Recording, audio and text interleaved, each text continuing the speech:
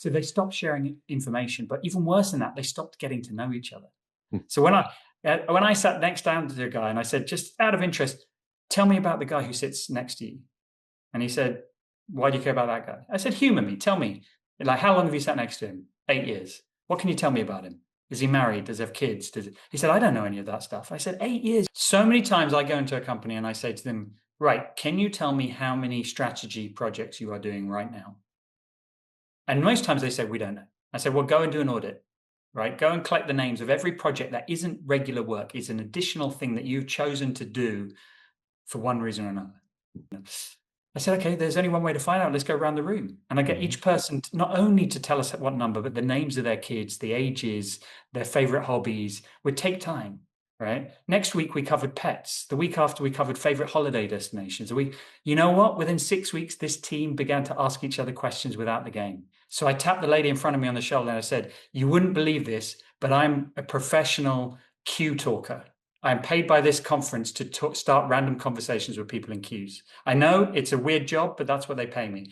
And so she started talking to me, and then the guy overheard. He said, really, that's your job? And then a fourth guy. And we got talking. And after 5 minutes, I said, of course, that's not a real job. Did you know there's a technology that's actually an app on your phone that uses sound waves to tell your brain what you want your brain to do? We had a young man that was on a guest on our podcast, the Mike Litton Experience, who had a traumatic brain injury. He was sleeping 3 hours a night. He's using NewCalm now and he's sleeping more. Go to newcalm.com, Mike15 promo code. Newcalm.com, promo code Mike15 for an extra 15% off. Go today. Welcome to the Mike Litton Experience podcast.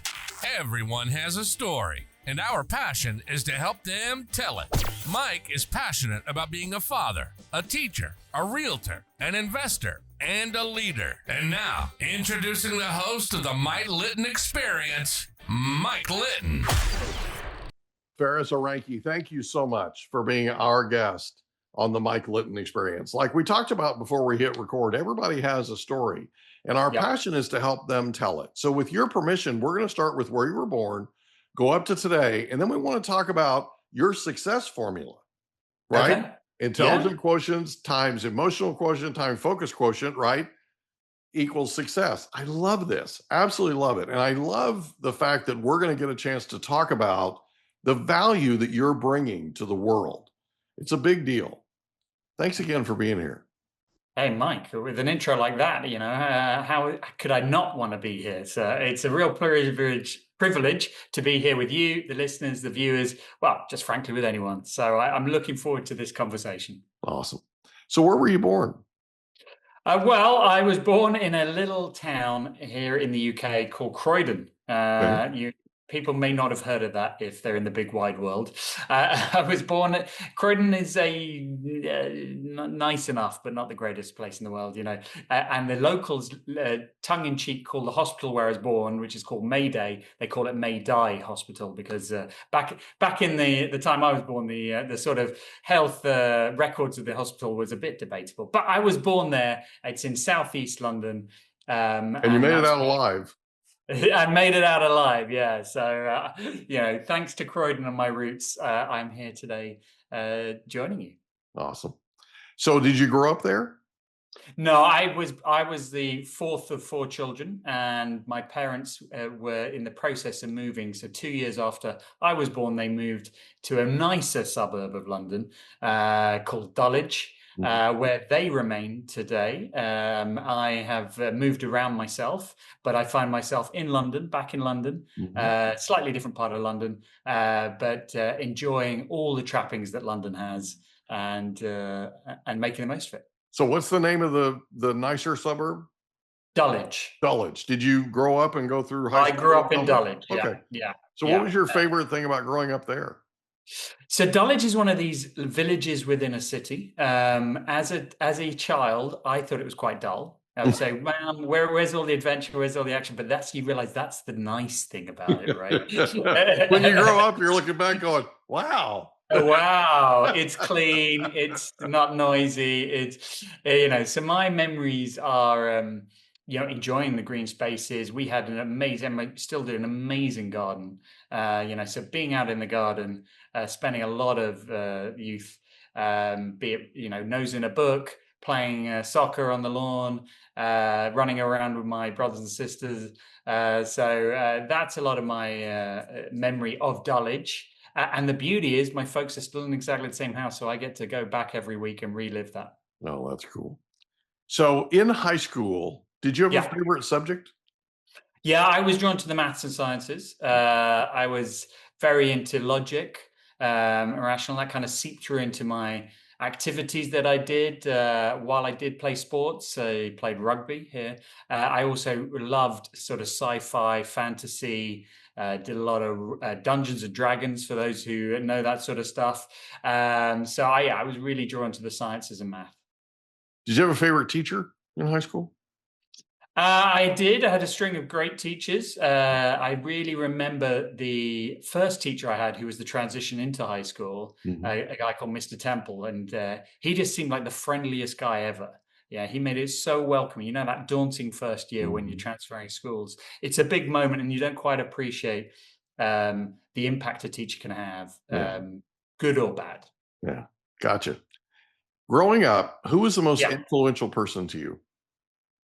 Oh, I mean, it's hard to look beyond your parents, really. You know, I really sort of looked up to my dad, the sort of multifaceted approach to his career that he took, you know, What did he reinventing do? himself.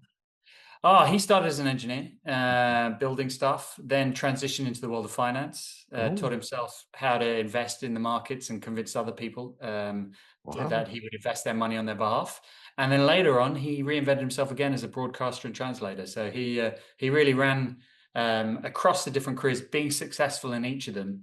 And really that planted a seed in all of us that we could achieve whatever we set our mind to. Oh, that's really cool. What a great example. Yeah. Well, you know, my parents were two immigrants to the UK. So they really worked hard to give us a great start. Where'd they immigrate from? They immigrated from Palestine, actually. Oh, wow. Okay. So yeah, they came to the UK in the early 70s and really forged a life for us that would have been very different if we'd stayed. It's amazing the immigrant view of things, right? Yeah. Like the streets are paved with gold type thing, right? There's opportunity that you didn't have in your homeland, right? Yeah. That you have now because of where you are, and it's what they sought, I'm sure. But what a cool opportunity, right? So after high school, where do you go? Yes. So directly after high school, Mike, was a very transformative year for me. Age 17, so I finished high school a year early here in the UK. Age 17, I'm just dangerous with a little bit of knowledge, as they say. I decided to go and spend a year out before I continued my studies. And I went and spent that year in a little village in the Himalayas in Nepal. So I was living at 3,000 meters, teaching English in a local school for 1 year. And that was really transformative because it was night and day different to growing up in Dulwich. Why? Why did I go? The real reason was my best friend was going. His sister had gone 5 years before and she had raved about it. We heard all the stories and it sounded amazing and it just sounded completely different. So I lobbied my mum and dad to let me go because they were very nervous that they thought we should go straight into carrying on the education at university. Sure. But also, you know, going the other side of the world to a place that they didn't know much about. But fortunately for me, they agreed, and what an amazing year, Mike. Can you take a second and so there are a lot of people. We're in 66 countries now worldwide. Yeah. So there are a lot of people listening to this. Yeah. And some of them are in favor of a gap year after high school, right? Okay. Some of them are vehemently opposed. Okay. And I've heard from both sides, right? I've interviewed a lot of people now, 350 plus, right? Yeah. And for this podcast. And what I find fascinating is everybody has a different take on this. Yeah. And most of the people that are in favor of it took a gap year and it helped them. It helped them with perspective. It helped them with a lot of different things that they didn't have coming out of high school. Can you talk about that for a second? Yeah. Like how it Yeah. affected you? Yeah, and obviously I'm going to be team, Oh, sure. pro. Go Yeah. have a gap year. So what did it give to me? It changed me physically, right? I was a shy, overweight kid, like quite overweight. During this year, physically, I grew taller and I Mhm. lost about 10 inches from my waist, Wow. right? To put that in, that is several. I know you US use pounds. Mhm. I'm a stones or kilos guy. Yeah. I went down several stone, probably a good 60, 70 pounds, Wow. right? From a year living in the mountains, just because of physically walking every day and Okay. eating much less. Okay. Right? So physically I changed and I came back. It was like, it's like a fairy tale, the ugly Mhm. duckling comes back, the swan. Yeah. So people didn't physically recognize me. I was stronger, I was healthier, really set me Taller. up for Yeah. adulthood. Yeah. But much more powerfully was emotionally. It was the first time I'd been away and had to self-survive, make decisions, become an adult, basically. Mhm. And I didn't appreciate. You don't appreciate when Mhm. when you how sheltered you are and how weak that is as a muscle, your decision making and your responsibility. But also philosophically, I changed, right? Mhm. I'd been used to a lifestyle, a Western lifestyle, very materialistic. I went and lived with the poorest people in the world. They had no electricity, no running water. They couldn't give a damn about the TV, about automobiles, about any of this. It was a real Politics. politics. It was a collective spirit. It was a farm-based community.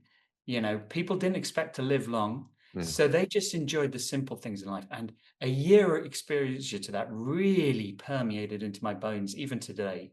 Yeah. So that when stuff happened, I'm like, it doesn't really matter. Yeah. This is the wrong focus that I have. So that trifecta, for an investment of 1 year of my life at that stage where you're still forming your opinions on the world, unparalleled. Yeah. Things that you think are important Yeah. just aren't. Just get washed away very quickly. So $64,000 question. You Yes, sir. leave one of the most modern nations in the world with all the trappings, the whole thing. Yes. And you go to one of the poorest places in the world. Yes.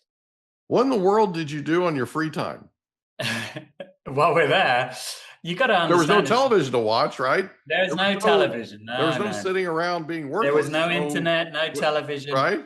Our days would begin very early with the light, and by the way, waking up every morning and seeing Mount Everest is just blows your mind, right? Almost to the point that you become sort of ambivalent. Oh, there's the world's highest mountain. But we'd wake up sort of 5 a.m. We would maybe do some exercise or whatever you did, read a book.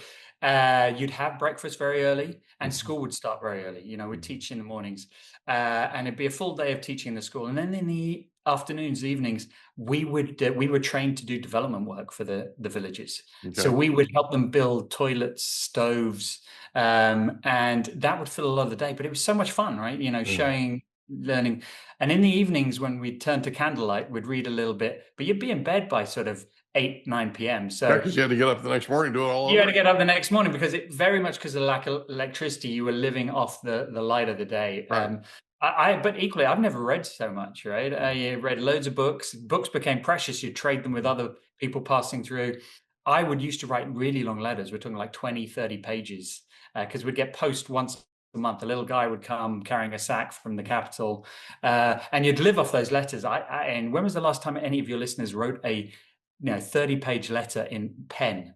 Or a single page, right? Or a single page. And do you know what? One of the greatest things, and I'm so grateful to my mother, I don't know at what point she realized this, the power. She went around and collected all the letters I'd sent the family and composed a folder.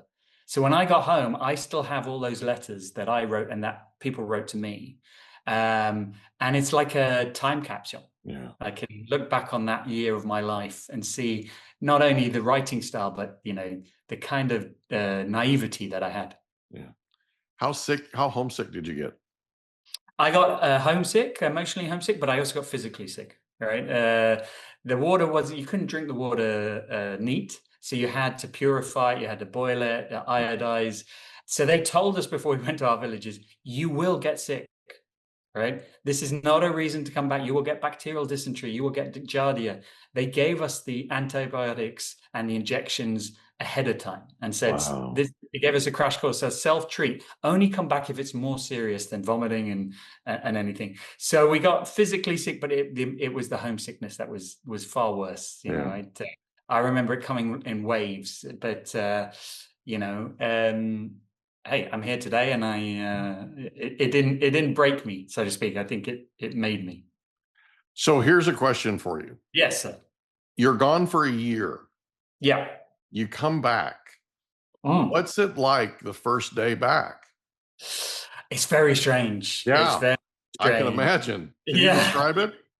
Yeah. So there were lots of big things that were strange, and I hate these idiots who go abroad, say they find themselves and come back and are all sort of eulogizing and like, oh, you Westerners, all right? I probably did a little bit of that. I was a bit annoying, like, oh, I can't believe you care so much about your TV and your car.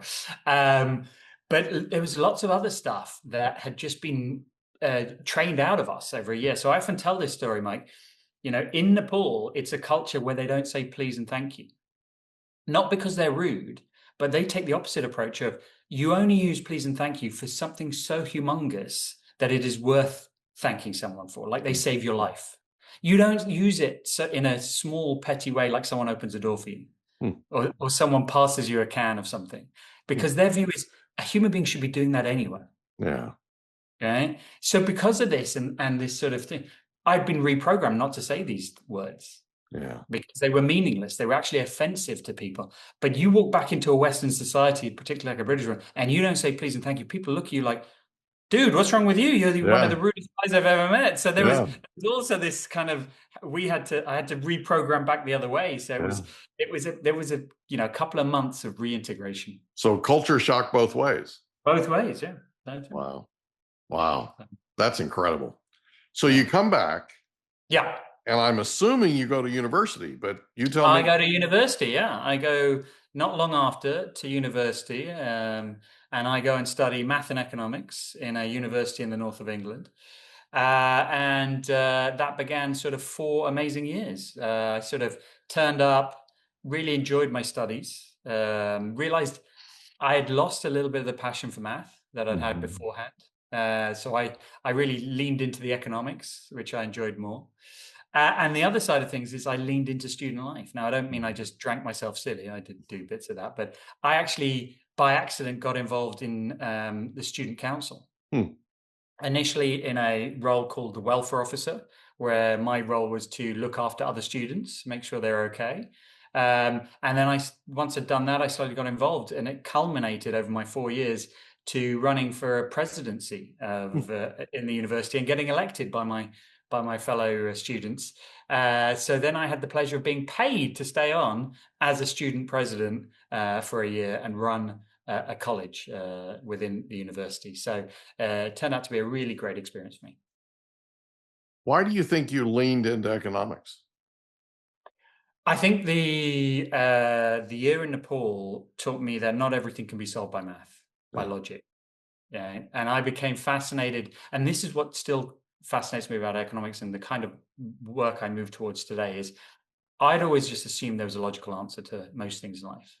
But it's the gray that actually life exists, the debate, the getting people on board, the understanding irrationality, not rationality. And that's why I became fascinated with economics, because on the face of it, there should be no reason to have such disparity and poverty between countries if we lived in a mathematical world. But of course we don't. And that's where economics and geopolitics. And so that's why I became more fascinated by that. But it was really helpful to be a mathematician in an economics world, because I could do all the maths bits and as well as the interesting debates. It's interesting that your success formula is a formula. Yes. And it looks like mathematics. It looks like mathematics. So not economics. It looks like not mathematics. Economics. And that's true. But any mathematician will tell you it's not a proper equation, because it's But but it does allow me a legitimacy to say, look, there is a science to what we're going to do with you, how we work with you. There's a basis. There is a basis. So it's probably not a different. But what was fascinating is, I signed up to do this dual degree in maths and economics. And there were 50 people in my year group who did the same degree. right? 2 degrees simultaneously. So that's quite ambitious as it is, but it proved a challenge too far for most people because they were either just too analytical to embrace the economics, or they were too, diverse in their thinking to really get into the difficult, deep maths that we used to study. So what actually happened is only 2 of the 50 of us graduated with a double degree. Wow. And I was proud to be one of those 2. Say, look, I can actually move between these 2 worlds. You should be. Yeah, that's awesome. So that gives you some versatility, right? So So you graduate. I graduate. Where do you go? Well, this is where the economy took over, Mike. So I graduated in 2001. Just for those who don't know what was happening in the economy at the time, that was the dot-com burst. So the economy took a hit, global economy, all these companies going bust, who'd set up to make the most of the internet and the dot-com. What it meant was there wasn't a lot of graduate jobs. That's where I assumed I would go, graduate jobs. And I looked at it and said, look, either I can compete for a small pool of jobs, or I could do something a bit different. And I thought, I'm going to do the different option. And I thought, what do I always want to do? What have I always wanted to do? I quite enjoyed my year in Nepal. I'd like to go and explore another part of the world, but I don't want to do it backpacking. I want to do it through a career. So I wanted to go to Latin America. I engineered it so that I could go and become a teacher in Latin America, a more formal teacher. So I used my network to secure me a short-term trial contract with a school, teaching my degree, math and economics. And initially it was 2 months at the British School of El Salvador. And 2.5 years later, I was still teaching there. So I taught math. Longest 2 months of your life. Exactly. Longest 2 months of my year. But what a fantastic 2.5 years, because El Salvador is a bonkers country. At the time, I don't know if your listeners know anything about El Salvador. At the time, it was the world's most dangerous country. But it's not only was it crazy and Latino, but it was a perfect springboard because I could explore North America. I could explore Central America, and I could explore South America. So over my 2.5 years, I visited a lot of countries, a lot of locations. Okay. What in the world would possess you to go to the most dangerous country in the world and teach? I didn't assess all the risks. Well, it sort of flies in the face of logic, right? So it flies in the face of logic. Yeah. Okay. I through my network, I got 2 offers. One was from British School of Columbia, Bogota, and one was at the British School of El Salvador. And I remember sitting down with my parents to discuss the 2. And because of the newspapers and the headlines, my parents were more concerned about Columbia at the time. So they said it became the lesser of 2 evils. But if they'd actually done their research, they would have realized that El Salvador was far more dangerous than Colombia because of the. But so there was partly that. But I think also being young, you are more open to risk. You don't calculate risk in the same way. And fortunately, I avoided, I didn't get into any serious trouble, but what a hell of a 2.5 years. Was there a little bit of thrill seeking going on? I mean, are you there was a little bit of adrenaline junkie? Yeah, there was a little bit of thrill seeking, if we're honest. And I still to this day remember the speech by the headmaster to all the new recruits on day 1.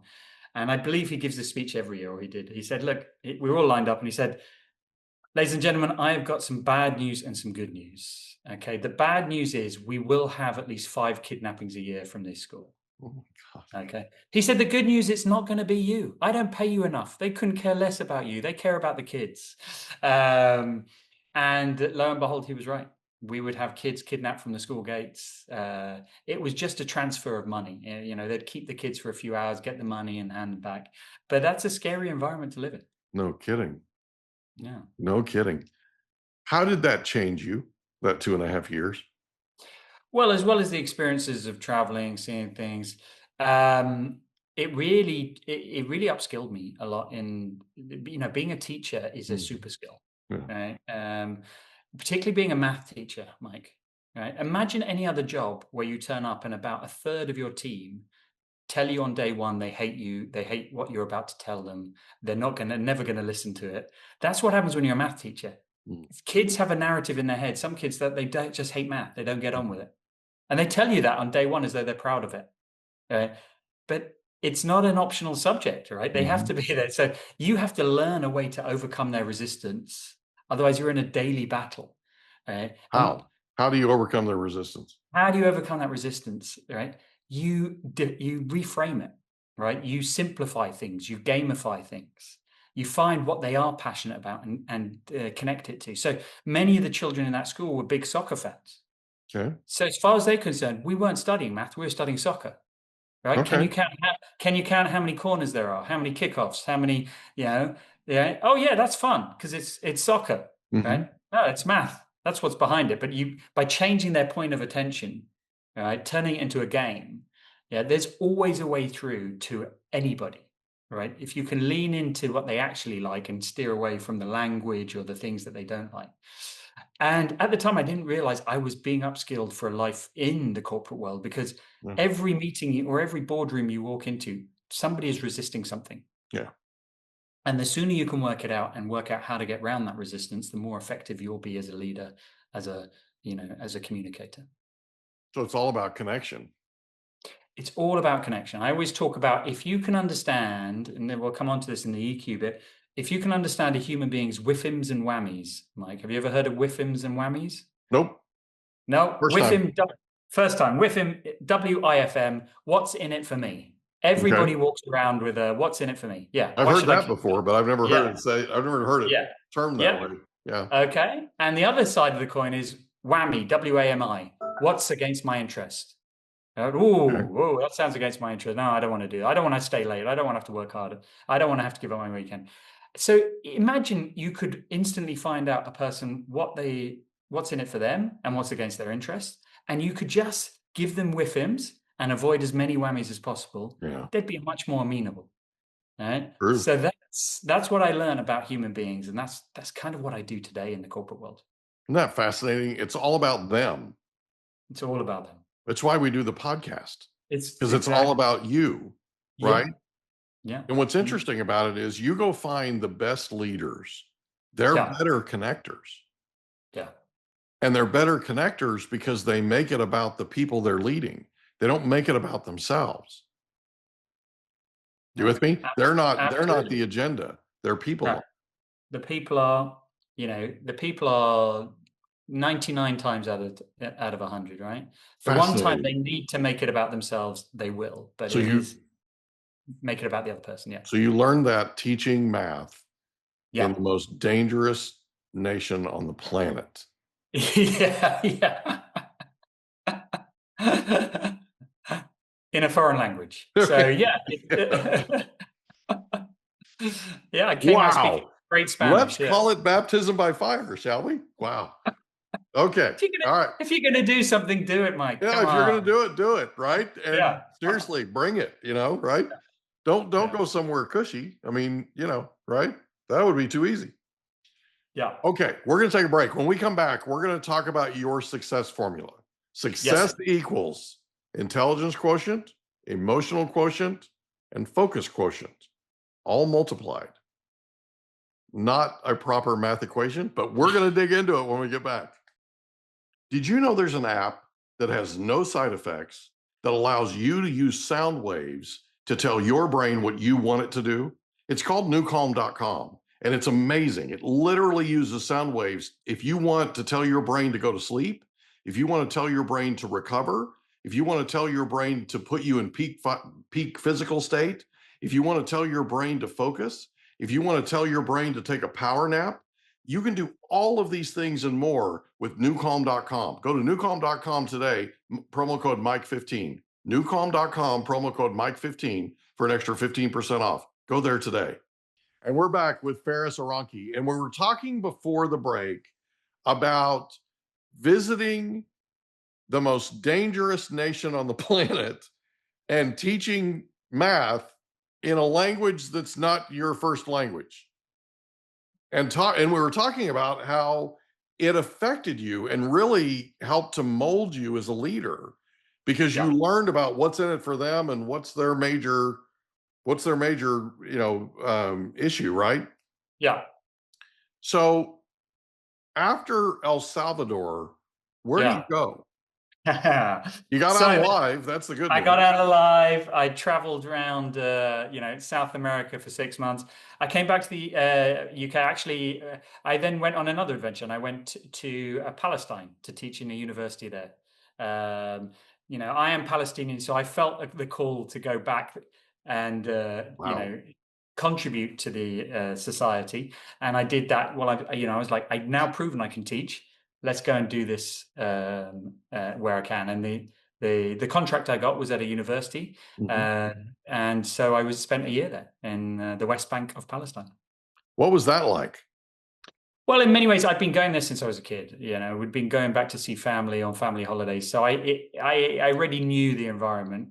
But it's still, the particular university and town I went to was quite different to my hometown. It was very religious, it was of a strong Muslim influence, but it was also far more restrictive. And I don't mean sort of religiously. I mean it had way more military checkpoints. So it was a real insight in what life was like for Palestinians day to day, which I hadn't experienced on family holidays. And what I mean by that, Mike, is to go more than a couple of blocks in that town, you'd have to pass through a checkpoint and justify to somebody with a gun why you're going to that store.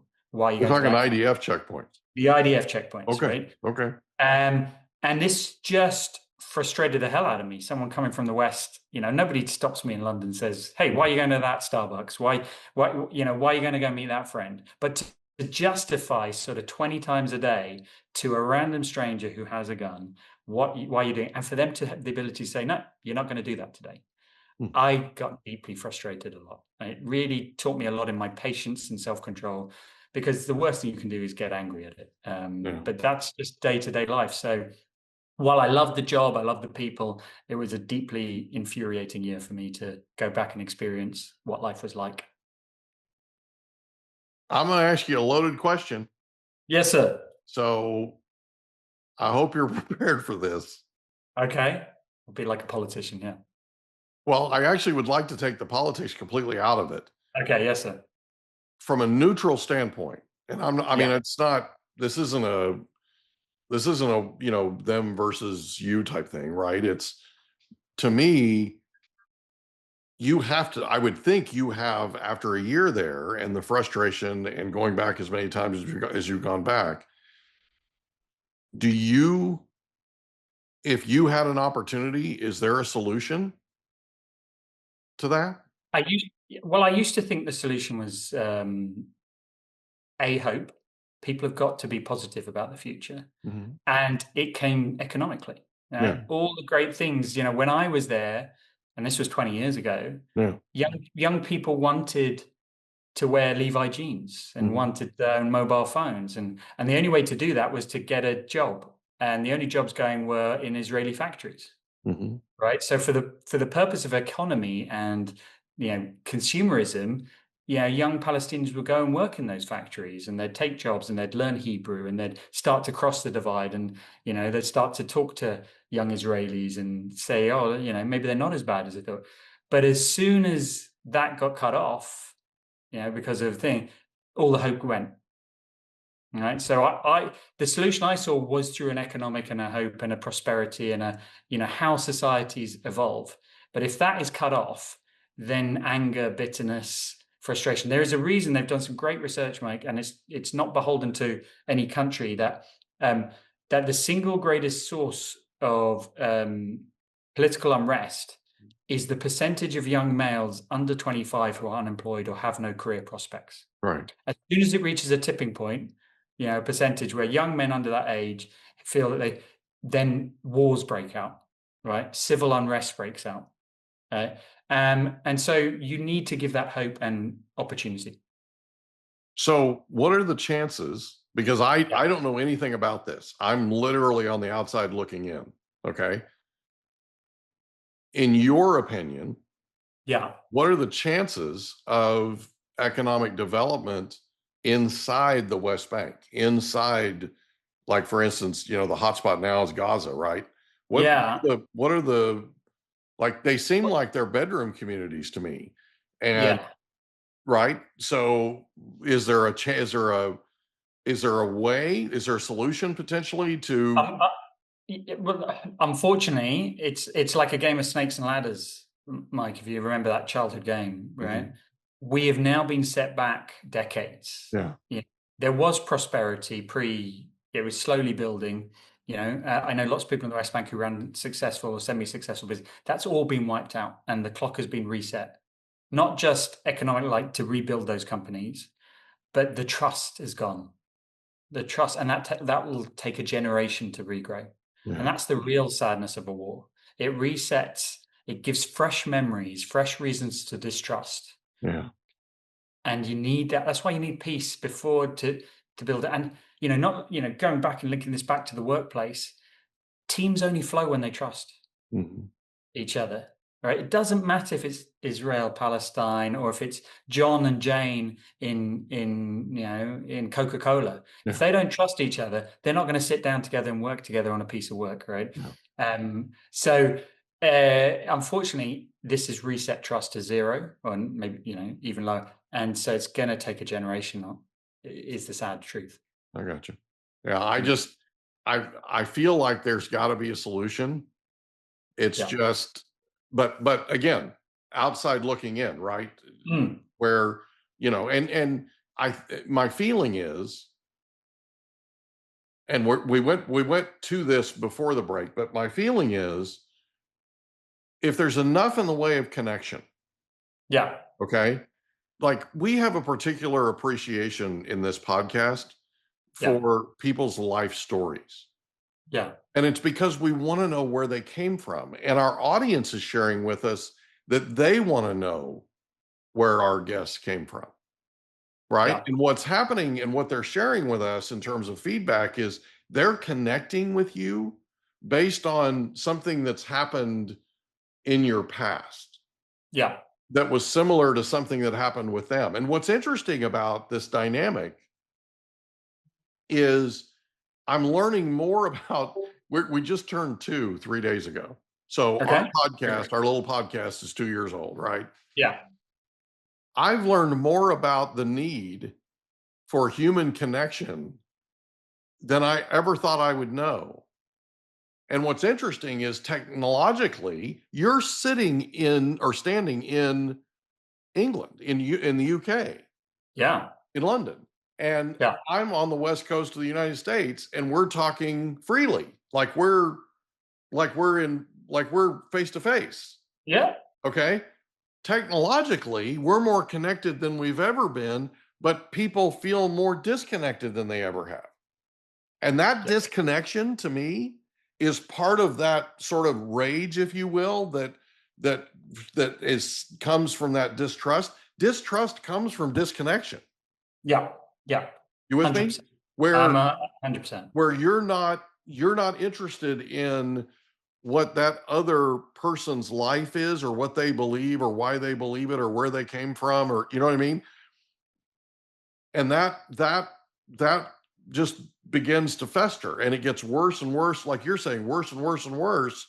And when you combine no opportunity or lack of opportunity, right, and you have this sort of massive disconnect where disparity, right, it breeds discontent. And what's fascinating about this is your entire life has been about connection. Yeah.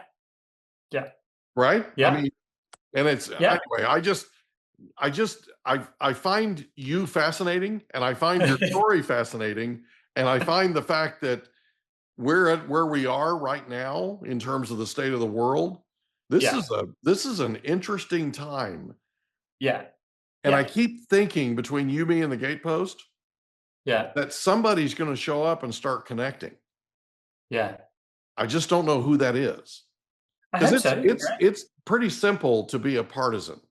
Okay. Yeah. It's pretty simple to stand there and go, okay, you hit me, I'm going to hit you back. Okay. Yeah. Yeah. It's something entirely different to be that bridge that connects. Yeah. Makes sense? 100%. Yeah. It makes sense. Yeah. Anyway, it just fascinates me. And I'm so glad. No, I'm so glad that we met today. So let's talk for a second Yes. about the success formula. Yes. Let's do this. Okay. Yeah. Because I find this fascinating too. I mean, this is really cool.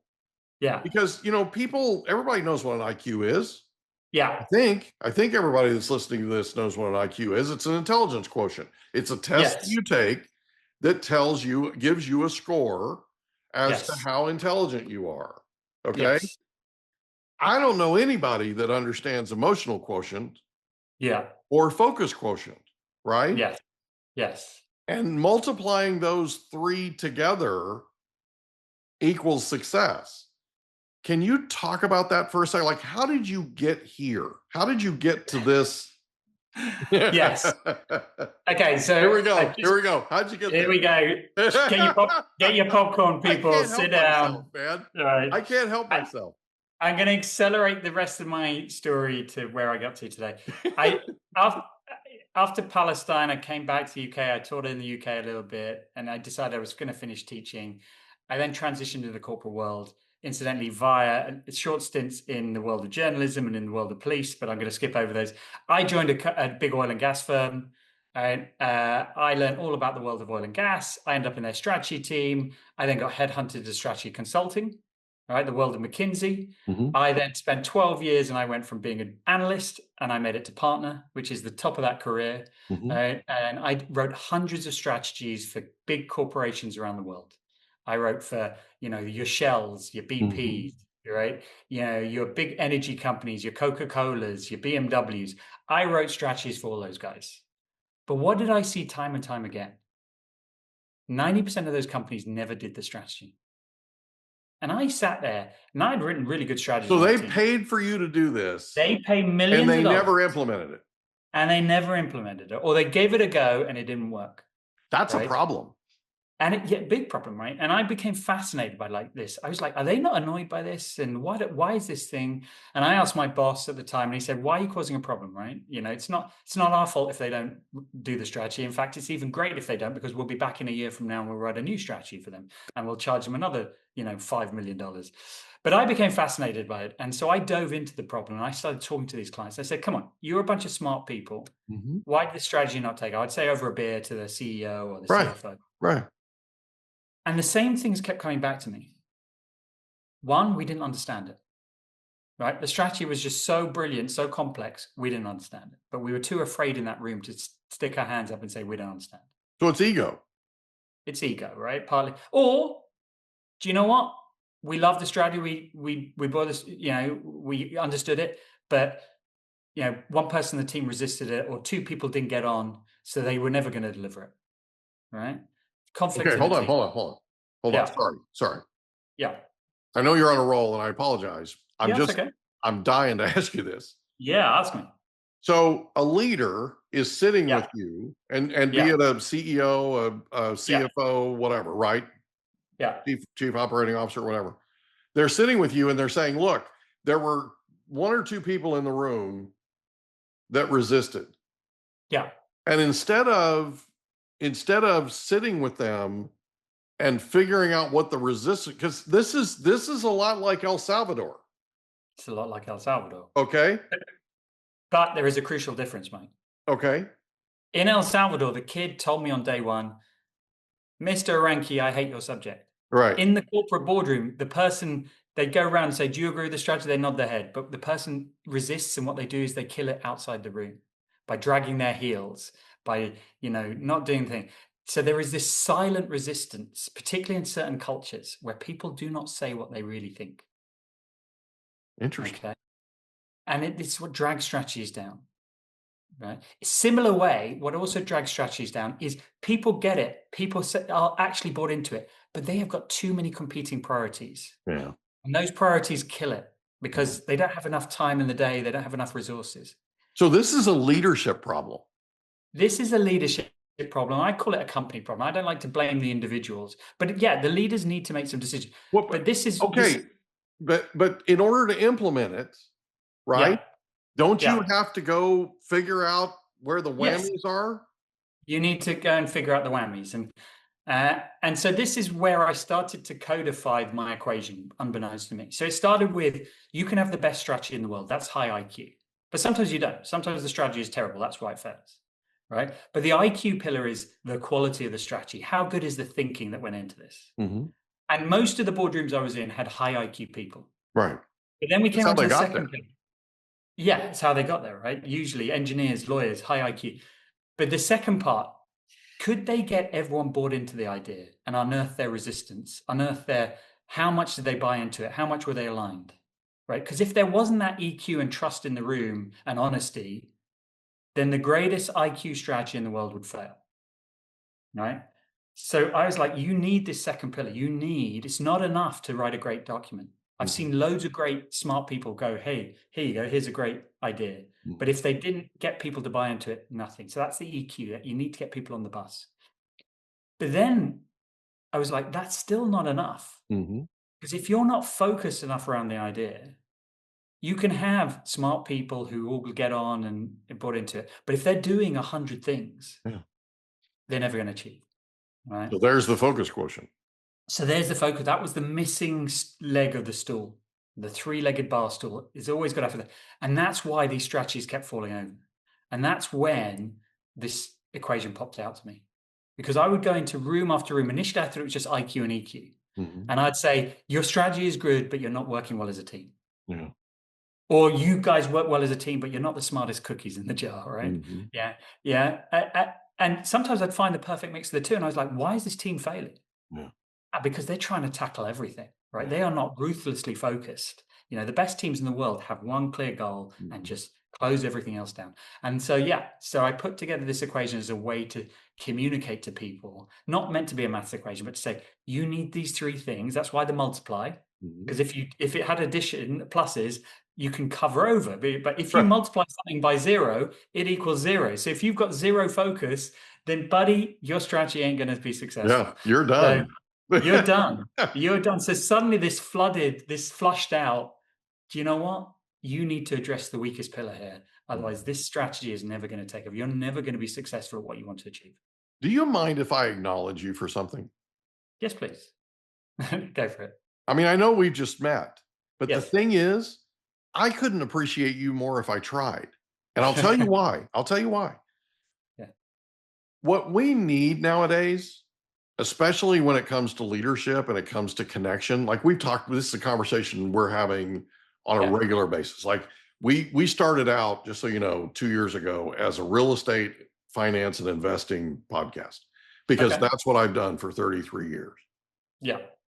And it has evolved after 300 plus episodes into a conversation about leadership, a conversation about the importance of questions as a bedrock of human communication, and a conversation about parenting, which I believe is sacred leadership. Yeah. You know what's interesting about all of this? Every single part of that I just described to you is all pure passion. Yeah.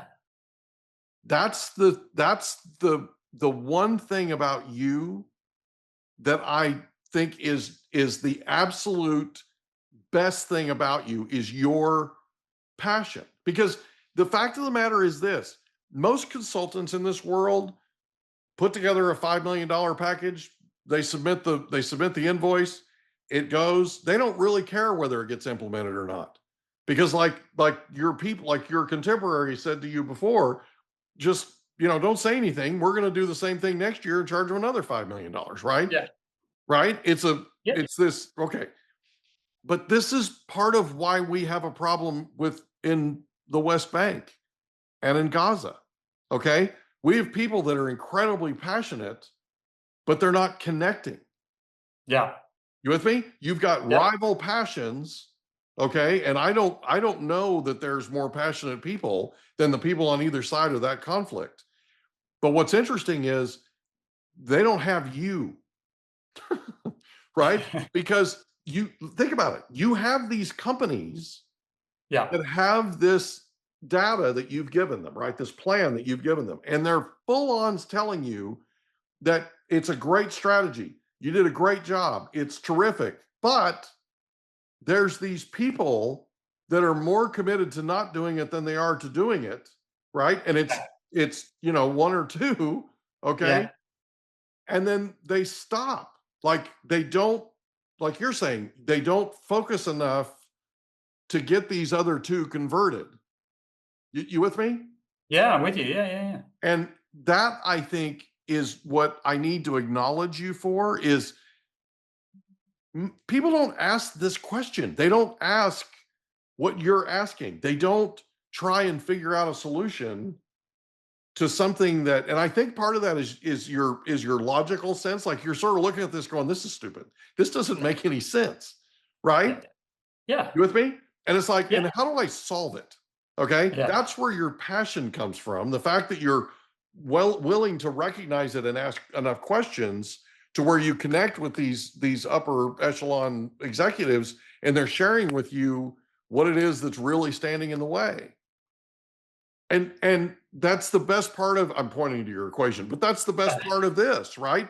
Is because without that, without you and without your passion, which I think is just world class, thank you. None of this happens. Yeah, I'm very fortunate, and what I love about this podcast is you unpack your life because it is all those experiences that have gone to this passion. All right, it's that that's the coolest people, thing. That moving between logic and irrationality, the ability, having come from a background that has faced conflict daily, and where the only solution is inclusion and reaching out. That's what led me to do the work I do today. There's also a passion that you develop too that we haven't really touched on it. Yeah, but you have to have some major passion to go to El Salvador and teach for 2.5 years. You have to care deeply to go to university in Palestine in West Bank and teach.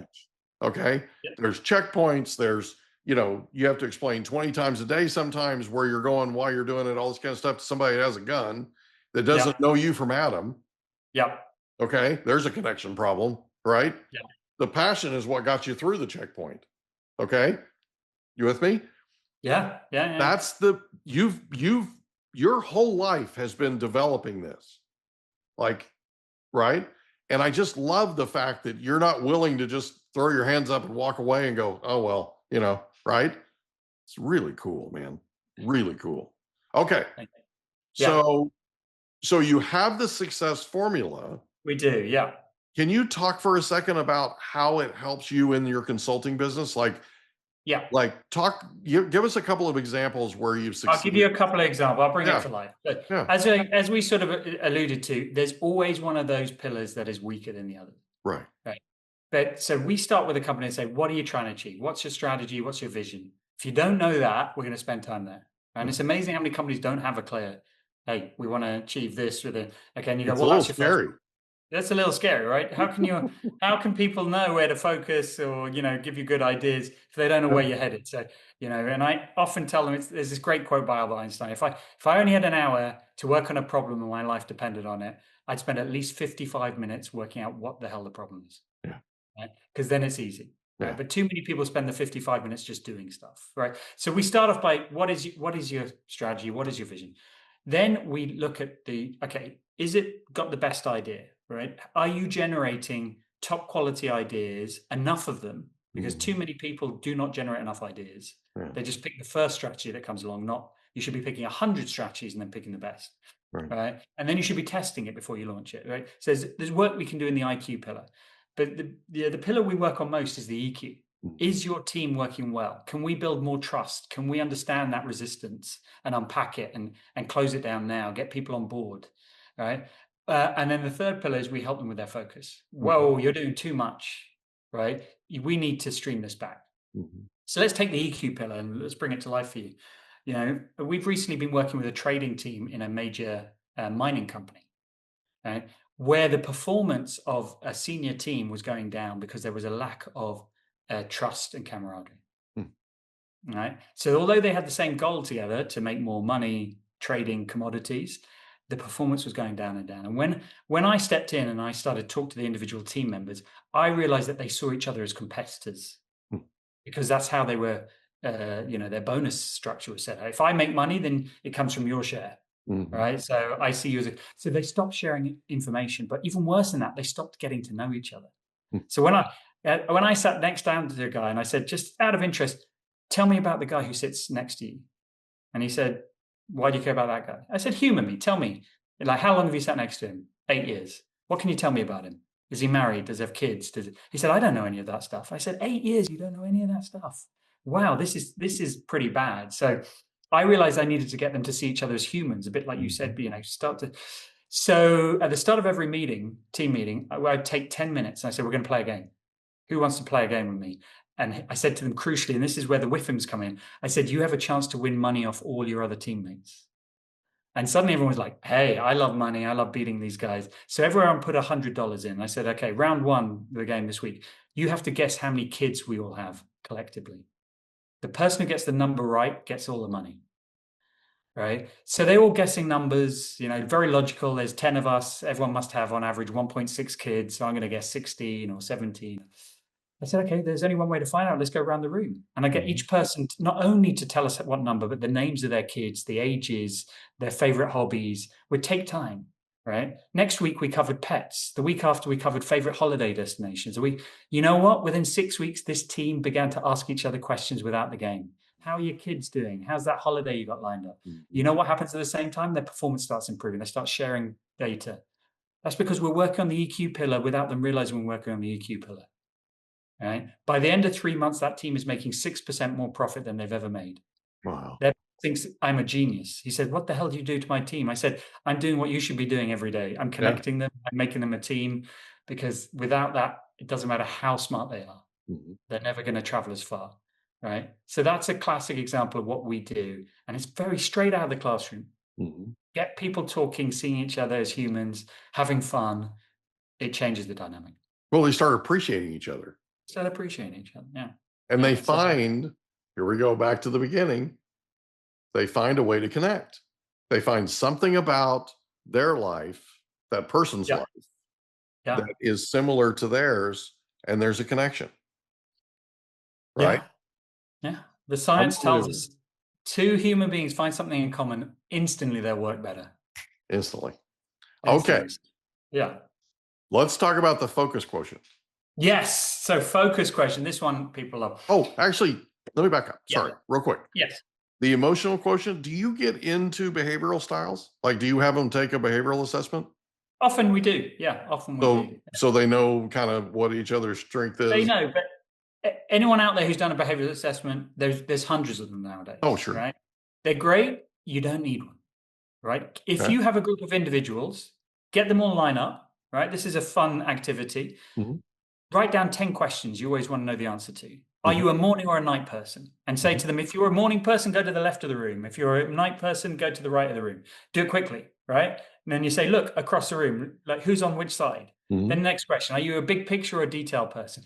Just through 10 questions, you can get the team seeing how different they are. They're like, oh, I never realized. So every time I send you an email at night, no wonder you're not getting it, because So this is what you want people the penny to drop, or the cent to drop, that, hey, okay, now it's understanding. But yeah, if you want a more complicated personality test, you can do that as well. But there are free personality tests just through 10 simple questions. Yeah, I love it. Okay, go ahead. I apologize. Okay. I just need to ask.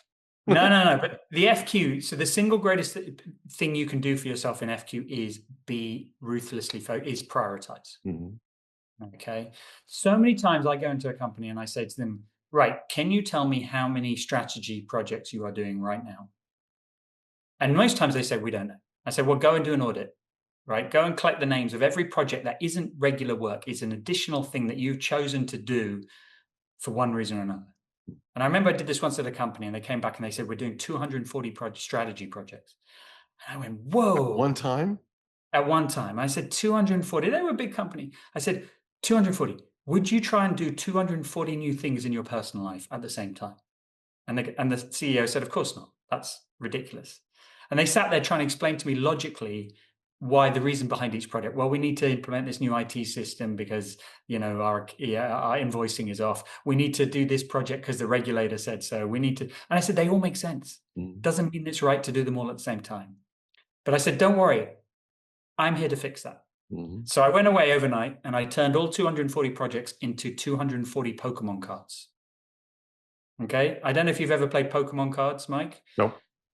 It's a deck of cards. It's like the old-fashioned top trumps. It's got a picture and it's got some statistics around the Pokemon, how tall it is, how strong it is, how fast it is. And what kids in the playground do is they read off these statistics, and the guy who has the highest statistics wins the other card. Yeah. I turned their projects using their data into cards, and I gave them each a cute photo. And I said, we're going to play 2 hours of Pokemon. And they looked at me, why are we going to play Pokemon? We're serious professionals. I said, trust me, it's going to help. We played, and certain cards kept losing, Mike, because they were so rubbish compared to the others. And they get frustrated. And I said, do you know the way to improve your hand? Get rid of that card. Get rid of it completely from the deck. All right. Over the course of 2 hours, we went from 240 to under 40 projects by getting rid of weaker cards. And what we were doing was emotionally allowing them to say goodbye to projects that weren't as good as other projects.